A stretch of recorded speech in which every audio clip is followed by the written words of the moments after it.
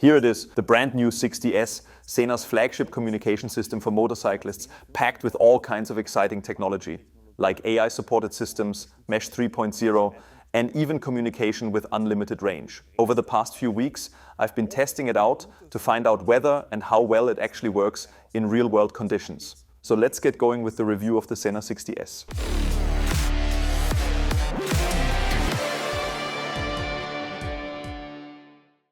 Hey there and greetings to you all. Personally, I'm just a big fan of communication systems when it comes to riding motorcycles. Whether I'm riding alone and just want to listen to music and make those long highway stretches go by a little quicker, or whether I'm out on the road with friends, with good riding buddies, and we want to have a chat, or very pragmatically, during our day-to-day production work, to make shooting these productions a little easier by being able to shout commands back and forth. These communication systems have become pretty versatile by now. Over the last 2 to 3 years, I've mainly relied on the main competitor to SENA when it comes to core technologies, Kardon, because to be honest, SENA's previous flagship model, the 50S, just didn't manage to convince me the way Kardon's flagship system did. That made me all the more curious when SENA announced the brand new 60S, a complete redevelopment in both hardware and software. And I've actually been able to play around with it a bit ever since EICMA last year, so since autumn. There have been a number of software updates, and I'd say my experience has definitely been a mixed one, but more on that in a moment. For those who aren't familiar with SENA yet, it's a South Korean company, and production takes place in Korea and mainly in China. In German-speaking countries, though, SENA is actually the market leader when it comes to motorcycle communication systems, and the biggest competitor is, of course, Kardon. There will also be a comparison between the current flagship from Kardon, the PackTalk Pro, and the 60S. So stay tuned for that. Maybe even hit that subscribe button while you're at it. But enough chit-chat, I'd say let's get going and jump straight into the first impressions. When you get yourself a brand new SENA 60S, this is more or less what it looks like. Boom. Right away, a few things stand out. First of all, the unit looks a bit different now compared to the 50S. No surprise there.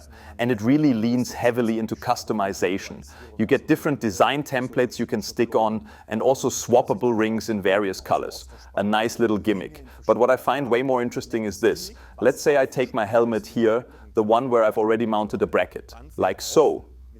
Then you'll notice that in one single package, meaning with one 60S, you actually get 2 brackets included. So no need to get an extra mount, what I'll just call a base plate on the side, because that already comes in the box. What you get is first a base plate with a built-in boom mic. That's meant for, say, jet helmets or any helmets that are open at the front. And then you also get a second base plate where the cables for the speakers and the microphone are routed through the back. Another new feature of the 60S is that all the plug connections on the base plate now use USB-C. That's definitely a step forward. I'm also noticing the power cable here. Just as an example, the unit itself docks via USB-C too. Yet another improvement. And a really practical one, in my opinion, we now have a magnetic locking mechanism. So for example, if I just bring it close, boom, it snaps into place automatically and holds on quite firmly. You really don't need to worry about it falling off. The new unit also meets the IPX7 standard, which means it's waterproof and dustproof. By definition, it could even be briefly submerged in water and shouldn't take any damage. In real-world use, I've ridden through some pretty heavy rainfalls back in the fall and more recently in Barcelona during some really nasty weather and had 0 issues. But honestly, that's something you should absolutely expect from a device like this. Now, about the base plate itself, one more thing worth mentioning, if you take a closer look, obviously there might be times when you're riding without the unit attached to your helmet, but the base plate is still mounted. In that case, the connector here would be exposed. So to solve that, there's a little magnetic cover you can pop on, boom. And that way, if you're riding without the unit mounted, everything's still sealed and protected, no water's getting in. Speaking of mounting, how does that actually work? Well, this part is pretty standard for many of these communication systems. On the back here, you've got 2 options. You can either stick the unit on using adhesive pads, which are included in the box, or, and this is the method I personally prefer, though it won't work with every helmet, you can use this clip-on mount. If you look at it here, it's basically just a clamp. I can even take it off real quick to show you. As long as the helmet shell and the inner padding or lining aren't permanently glued together, you can simply use this clamp mount. That also has the advantage that if you've got multiple helmets, you can switch the unit between them pretty easily. Although, to be fair, The SENA 60S already helps with that by including 2 different types of base plates. So especially if you've got, say, a full face helmet and a jet helmet, bam, you've already got everything you need. Just plug it in, click, and the unit is on. And it still locks in tightly enough that you don't have to worry about it flying off. What's also interesting is when we move on to the topic of the sound system, if you want to call it that. I've pulled this part off to show you. You actually get several versions of this in every box. For example, where is it? Here it is. This is the USB-C plug that connects into the back of the base plate. And the speakers here are made by Harman Kardon. They've been reworked as well, now up to 130% louder than what the 50S offered. It's seriously loud. So if you crank it up to max volume, well, I actually always ride with Neuroth earplugs, the ones with a built-in filter that blocks out wind noise frequencies. But of course, they also dampen all the other sounds that reach your ears. Everything comes through a bit more muffled. That's why when I want to listen to music through these communication systems, or for example a podcast where people often speak a bit more quietly, I really need to turn up the volume quite a bit. With some communication systems on the market, the maximum volume just isn't enough. With others, it just barely does the trick. But with this one, you can turn it up so loud that you actually feel the vibration of the speakers against your ears. So yeah, volume is definitely not a problem here. And I also find the sound quality to be really, really good. We even tried recording it using a microphone placed inside the helmet. But just keep in mind, with all the audio clips you'll hear in this video, our recording setup can't fully capture or accurately reproduce what it actually sounds like when you're wearing the helmet. In reality, the sound is still noticeably better. So if anyone's thinking, that doesn't sound all that great, don't worry. We just wanted to give you an idea, especially when we get to the software side of things later on. There were a few little issues and hopefully you'll be able to hear them in the recordings. But even so, in real life, the problems were a bit more noticeable than what the recordings actually show. Hallo, Akkustand hoch. Handy verbunden. Mesh Intercom einschalten. Open Mesh. Kanal 1. Mesh-Gruppierung. Mesh-Gruppierung.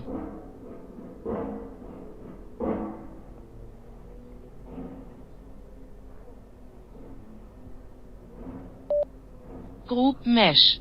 Jawohl. Hörst du mich, Philipp? Ja. Jawohl. Läuft. Passt, perfekt. Worüber reden wir? Reden wir über das Wetter? Ja, wahnsinnig tolles Wetter heute. Ein bisschen mehr Sonne kann rauskommen. Ja, wobei nach 5 Wochen Regen muss ich jetzt sagen, dass auch das jetzt hier für mich schon nach paradiesisch schön ist. 5 Wochen Regen in Barcelona? Ja, so ungefähr. Wird ein traumhaftes Wetter in Alicante, muss ich sagen. Es war zwar mit 15, 16 Grad trotzdem eher frisch, aber immer Sonne. Sonne macht glücklich. Sonne macht glücklich, ja. Harman Kardon really does a great job with the sound here overall. Even when you're listening to music, you get really nice bass and the high tones come through clearly too. My preferred music genre is metal, and metal is generally quite demanding when it comes to sound quality just because there's so much happening all at once. If you don't have a good audio system, the different frequencies tend to blend together and get muddy. But that absolutely wasn't the case here. What I also wanted to mention is that you get multiple options. You can either plug things in directly. Here's where you'd attach the microphone, depending on which one you want to use. But there's also something for people who say, hey, I've already found my favorite headphones or speakers for my helmet. I don't really want to use the Harman Kardon ones. For that, there's also a version with a standard 3.5mm jack. So if someone prefers to ride with a different headphone setup, they can just plug that in. And it works just as well. Now let's take a closer look at the device itself. I'll go ahead and turn it on. So you're greeted right away with a charming little voice. And one thing you'll notice right away, the LEDs light up like crazy. Not only can you customize the look of the unit with those plastic inserts I mentioned earlier, but there's also an LED strip here. Through the SENA communication app, you can choose different colors and patterns for that strip, and we'll get to the app in just a moment. As for the buttons and the unit itself, if you've had any experience with a SENA device before, especially something like the 50S, then you'll feel right at home here, even if it's still relatively new to you. I find the control layout pretty intuitive, honestly. I think of it like this. The wheel, which can both rotate and be pressed, is your go-to for volume up and down. Very straightforward. On the back, you've got the phone button, and up front, the communication button. That's how the functions are laid out too. For example, if you want to pair your phone, press and hold the back button. To activate mesh communication, use the front button. Press here at the front to enter pairing mode for communication. If you hold the front button a bit longer, it activates. You definitely need to take some time to get familiar with it, no question. But after a relatively short time, you'll have the basic functions down, the ones you use most often, and the ones you might want to operate while riding. And honestly, anything that's more complex, I wouldn't recommend doing while riding anyway. That's where the app, which we already mentioned, really comes in handy. Now here's a new little gimmick, and for me, it's a fun little touch. This button right here, it's new. When you press it, you get a small light. I hope the camera up there is able to catch it a little. Yep, it does. So SENA says this is for situations where, for example, you arrive somewhere after dark and you're trying to find your house key, or just can't find your keys at all. Now you've got this little built-in flashlight, and it even gives you a little voice prompt when you activate it. I honestly never thought a communication system would come with something like this, but hey, it's a fun bonus. So to sum things up when it comes to the hardware, you get a lot of options. Nothing about it feels unexpected or weird, and you can get your bearings pretty quickly, plus the build quality is solid. Just one quick comment on this bit here, please don't do it like I did. The only reason it looks like this is because I switch helmets so often, and it would be a huge hassle to properly run all the cables neatly through the liner and the padding every single time. So yeah, I just kind of slapped it together like a total barbarian, taped it down, and it still works great. But yeah, that's definitely not how you're supposed to do it. And once you've got the setup done, it's time to actually use it. In real world use, I'd say the core features you use when riding solo work absolutely flawlessly. Listening to music, as I already mentioned, great quality. Also skipping forward or back through songs, that all works just fine using the button. You just press it in like this. In general, the audio quality is crystal clear. These 40mm Harman speakers really are a noticeable improvement over what we had in the 50S. In addition to the buttons though, there's also the option to control the system using voice commands. And those work in a surprisingly wide range of languages. And this is where things slowly start shifting a bit toward the software side of things, which also means, unfortunately, that it starts to get a little mixed. Hey SENA, Musik an. Okay, naja. Auch die Sprachbefehle sind jetzt nicht so ganz das Wahre. The voice commands themselves are not AI-based, like I mentioned earlier. Instead, they're essentially predefined codes. You have to say, hey SENA, and then it gives a little beep, and then SENA expects a specific command to follow. For example, let's try it. Hey SENA, music on. Yeah, and that already brings me to the next point.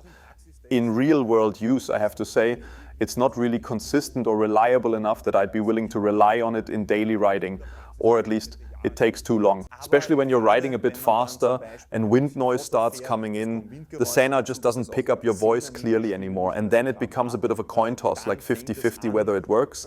So in the end, I ended up mostly going back to using the buttons, because those always work. No fuss. So that's about it for the features you use when riding alone.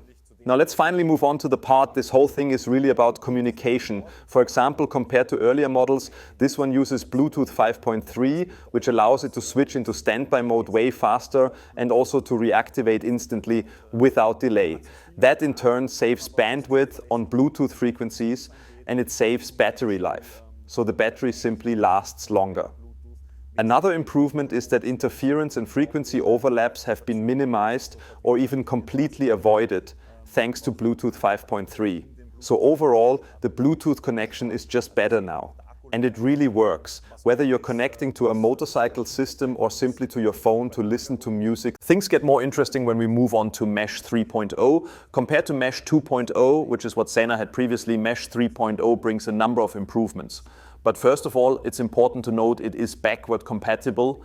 So yes, even the SENA 60S can connect to older SENA units using Mesh. However, you do miss out on some of the new features. For example, they've reduced the number of channels to 6, which at first might sound like a limitation, but in fact each channel now has a broader frequency range. This means each one can transmit more data and the overall data quality improves. On top of that, there are fewer chances of data collisions because the system now handles the available frequency space more efficiently. That all works very well, at least as long as you're riding at low speeds. Now we're getting into the more mixed bag, the noise filtering via AI. Artificial intelligence is everywhere in 2025, of course, and the 60S also makes use of it, especially when it comes to noise suppression and filtering out background noise. Here's the mic. I can just pull it out of my helmet here carefully so I don't break anything. There.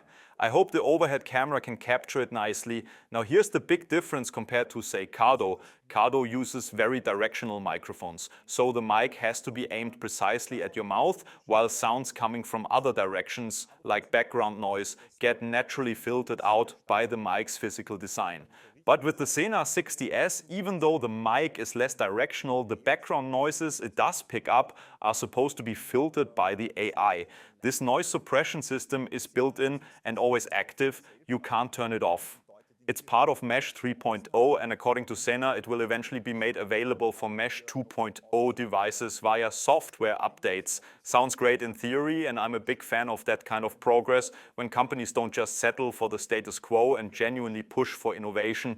But unfortunately, it doesn't really work yet. We tested it extensively.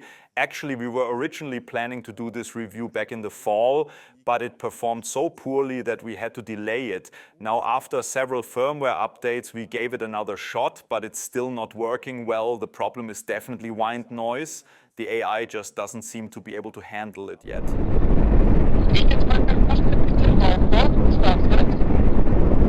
Verständlich, aber eben unverändert mit Knarzen. Ja, da können wir uns Drive begeistern. Danke. Ja, Trial fahren würde ich jetzt nicht einmal ausprobieren. Also ich glaube. Jetzt gerade verstehst du schlecht. Ich leise auf Sprache und Hintergrund Lautstärke machen wir 100%. Especially at motorway speeds, the problem becomes extremely disruptive, right where you'd want things to work best. That's often when you hit the dullest stretches on a motorbike tour, and it would be nice to chat with your riding buddies, crack a few jokes, but you just can't understand anything. The wind noise is clearly the issue here. And it became very obvious in our test. As soon as someone simply held a hand or even just some fabric beneath the microphone to shield that open area, the audio instantly got better. But the moment that hand was gone, it went straight back to that choppy, robotic distortion, and the conversation became basically unintelligible, which is really a shame because Mesh 3.0 otherwise brings so many cool and useful features. Besides the new public channels, there are now private channels too, with support for up to 24 participants. You get ranges of up to 2 kilometers between two riders and up to 6 kilometers within a group. And if you extend the antenna, SENA says you can get 25 to 30% more range on top of that. But with range, you always have to take things with a grain of salt. It depends hugely on your surroundings. Fixed obstacles between group members can block the signal. And in populated areas, there's just a massive amount of wireless interference, countless waves flying through the air, which can limit how well the signal can actually travel through space. But what if there was something that worked over unlimited distance? Something that didn't rely on one wave traveling directly from one device to another? Well, SENA seems to have thought the same thing. And that's why they introduced the new wave intercom. And to show you that, I'll quickly bring up my phone. Because to use the SENA 60S, you actually need two apps. First, there's the SENA Motorcycles app, which handles all the basic stuff I've already talked about. Mesh intercom, Bluetooth intercom, listening to the radio, and even, like I mentioned earlier, customizing the LED light strip. You can just tap through and pick whatever style you like. Just a fun little extra. But something I really do have to highlight positively here is the pairing process. Of course, you can still go in manually, activate everything, look for the open channels, or join a group.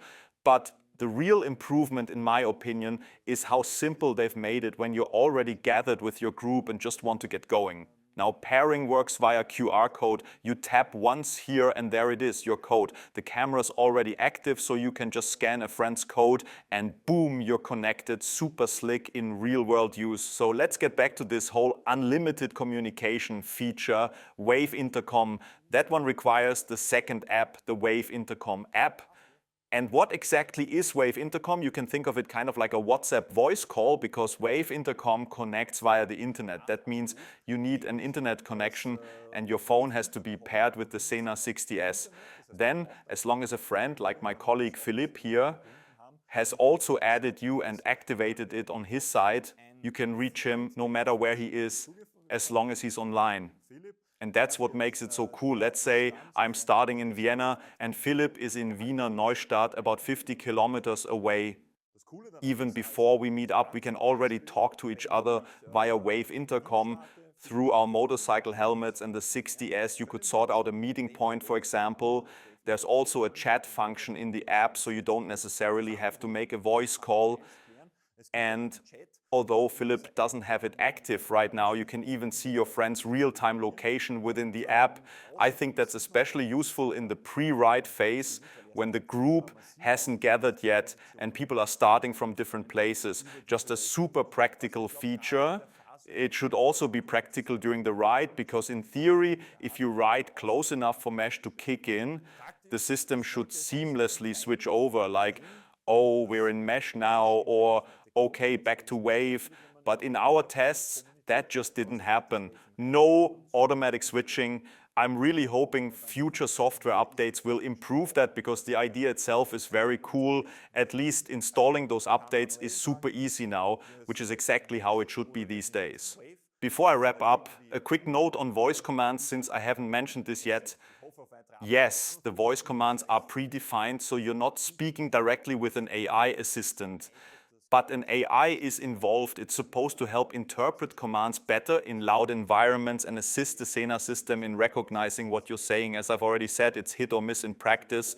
But what I haven't explicitly pointed out yet is, in addition to the predefined SENA voice commands like answering calls, skipping tracks, volume up, down, etc., you can also use SIRI or other AI assistants through it. Hey Google, wie viele Kilometer sind es von meinem Standort nach Wien? Mit dem Auto sind es 41,2 Kilometer bis nach Wien. Hey Google, plane mir über Google Maps eine Route von meinem Standort nach Wien.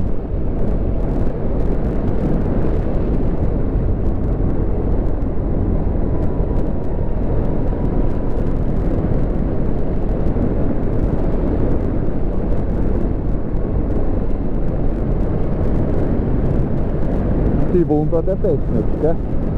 And with that, I was actually really surprised how well it worked with Google Assistant through the SENA 60S. So it doesn't seem like the problem is with the microphone's ability to hear you, because while the SENA voice commands didn't always work reliably, Google's voice control did amazingly well.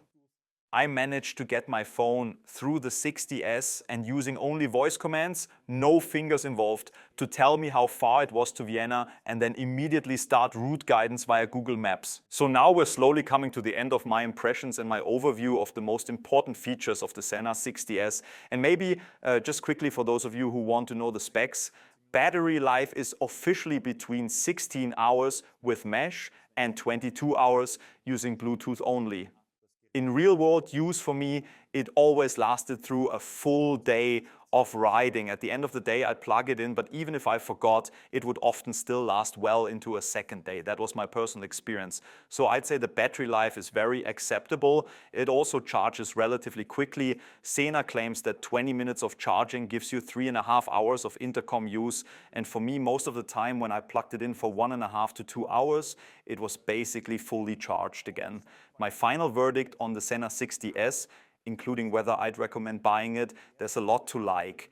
Especially when I was riding solo, I honestly didn't miss anything. There were some really nice surprises too, like the fact that Google Assistant worked so well through voice commands. But why wouldn't I get the 60S right now? Mainly because of one issue. The AI-based background noise suppression still doesn't work reliably at higher speeds. And that for me is a crucial feature. It just has to work on a device that's meant for communication, especially on a flagship product. So it's a real shame that the 60S doesn't seem fully there yet. And for that reason, I wouldn't buy it at this point. And I think that's just being honest. So if you found all those features exciting, I'd say hold off just a little longer. There's supposedly a firmware update 1.1.4 coming soon. And thankfully, those updates can now be installed easily, just the way it should be nowadays. Once that noise suppression really works consistently, even at high speeds, that's when I think the 60S will be truly worth recommending, especially with features like Wave Intercom and all the smart technology that's now being integrated. I'd love to hear your thoughts too. Feel free to drop a comment and let me know what communication system are you using right now. We'll be back soon with a direct comparison between the Kardon PackTalk Pro and the SENA 60S. Until then, thanks so much for watching. See you again soon. Take care and bye-bye.